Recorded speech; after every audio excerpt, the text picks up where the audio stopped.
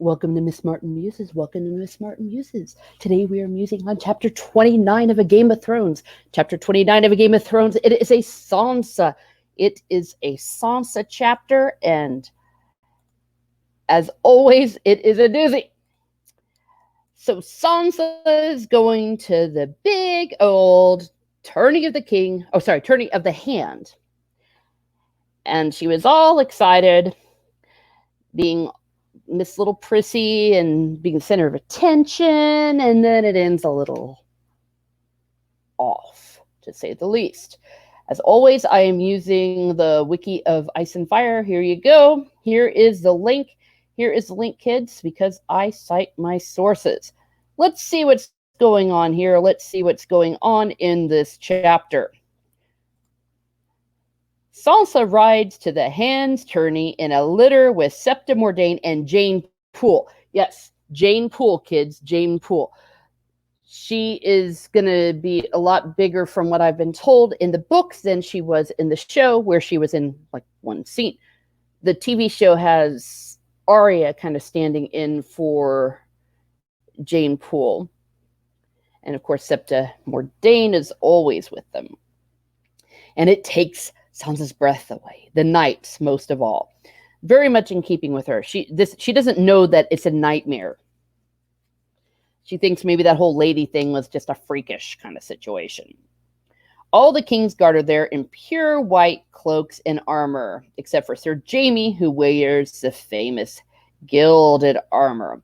The gigantic Sir Gregor Clegane thunders past like an avalanche. Sansa also spies Jon Royce and whispers to Jane that he wears bronze armor that is thousands of years old, engraved in runes that protects the wearer.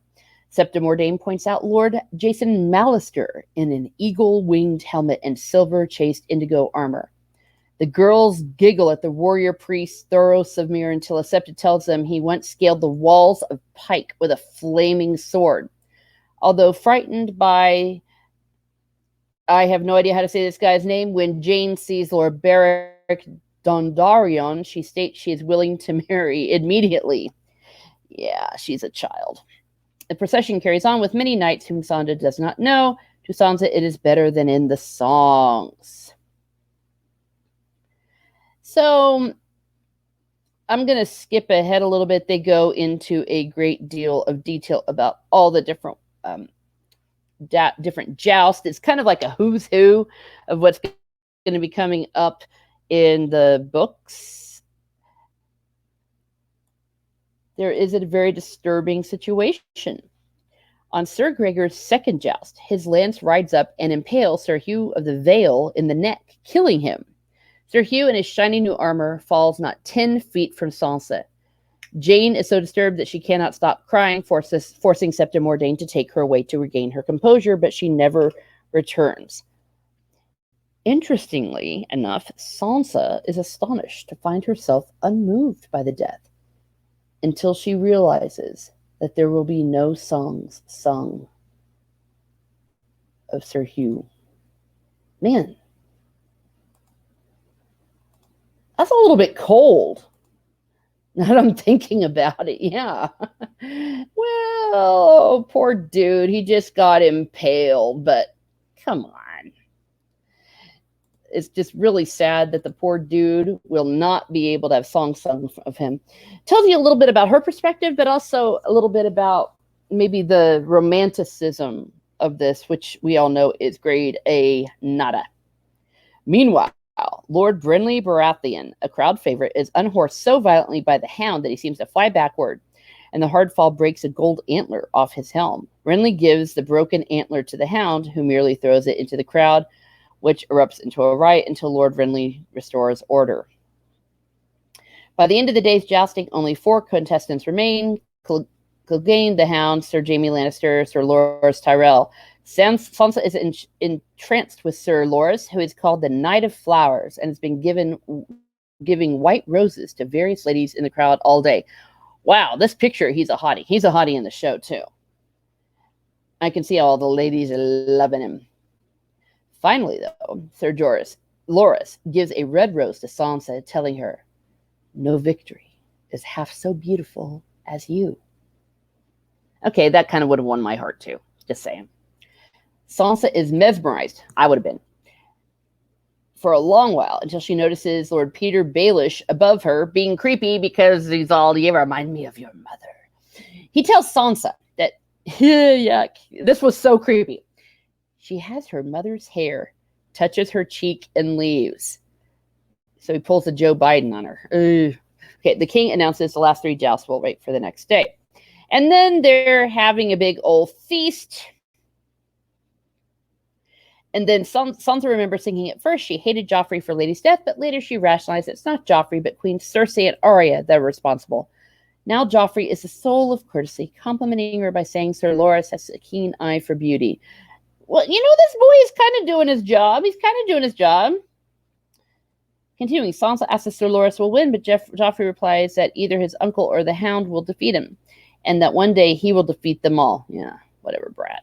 Joffrey fills her cup with wine, which makes her look at Septa Mordain, but when Joffrey fills the Septa's cup, also Sansa thanks him. He talks to her the rest of the night, making her laugh and helping her eat new foods like snails. Hey, I like snails. And trout baked in clay. Dude, that sounds great. Okay, she can see that the arm Nymeria Savage is still bothering him, but he does not complain. This is where things get a little bit maybe dark. A little bit of what's beneath this shiny situation.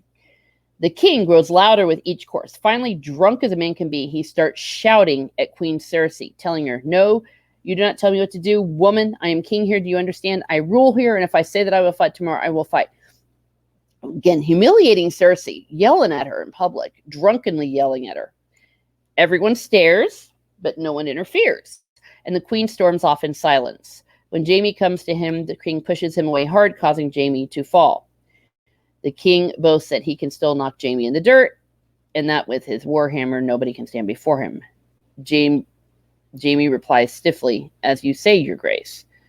There is so much tension in the midst of all of this. Joffrey then tells Sansa it grows late and asks if she needs an escort back. They're not saying this here in the summary, but in the book, if I recall, Joffrey had a faraway kind of look in his eye at that point, like everything changed. And I got a little bit of insight into the little monster. What it must be like to see your parents acting like that in public and your father humiliating your mother like that. So in any case, the Hound ends up having to escort her back because the Septa's drunk and Joffrey's not going to do it. Sansa is noticing his burned face and calls him Sir. The Hound responds angrily, he is no knight, and that he spits on the vows knights take. He tells her that his brother is a knight and asks if he fulfills her naive expectations. Sansa, lost for words, can only reply that no one would withstand Sir Gregor. The Hound merely laughs that Sansa's Septa has taught her well. She is just a pretty little bird reciting the words they taught her. Yeah, that's true. She has been taught well. The Septa has taught you well. When Sansa tells the Hound that he is frightening her, the scarred man only continues his story, insisting that during the tourney, his brother noticed Sir Hugh's improperly fastened gorget and purposely let his lance right up to kill Sir Hugh. And then he tells the gory story of his burned face, where he was playing with his brother's toy, a toy the brother didn't even want, and to get revenge, his brother burned half his face off. And then 4 years later, he was anointed with the Severn oil. So he's basically saying it doesn't mean a darn thing. Again, the veneer of what is going on in the facade is cracking. Sansa's still a little too naive to quite grasp entirely what she's starting to see, but she's definitely uneasy. All is not well. Okay, Sansa now feels sad for the Hound and no longer afraid of him. The silence goes on for a long while, and finally she touches the Hound and assures him that his brother is no true knight. They travel the rest of the way in silence. When he has finally delivered her to the corridor outside her bedchamber, Sansa thanks him. The hound's only reply is a warning. Keep the story about his face a secret. Keep the story about his face a secret, or he will kill her. Dude. And that's all I'm going to say about that. This is a very dark, dark place where they are, a dark and dangerous place. And she's like, oh, okay, we're kind of bonding. I kind of get it. And he's like, yeah, by the way, I'll kill you. Great chapter as always.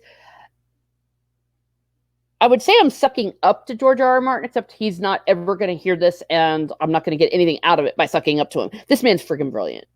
Every time I read one of these chapters, he just can say so much in such a short amount of time.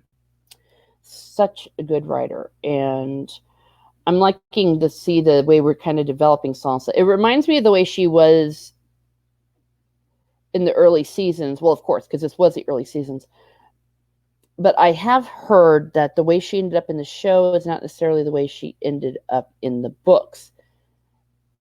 So I'm really looking forward to seeing what Sansa is going to grow into. So that's it. That's it. That is this chapter. Please leave a comment if you would like about what you think about this chapter. And give a like and a subscribe if you wouldn't mind either. Have a great day, everyone. Have a great day, everyone. And be certain, if you're going to be an attorney, make sure that your armor is all okay so the hound can't kill you. But of course, it's not the hound. It's the mountain.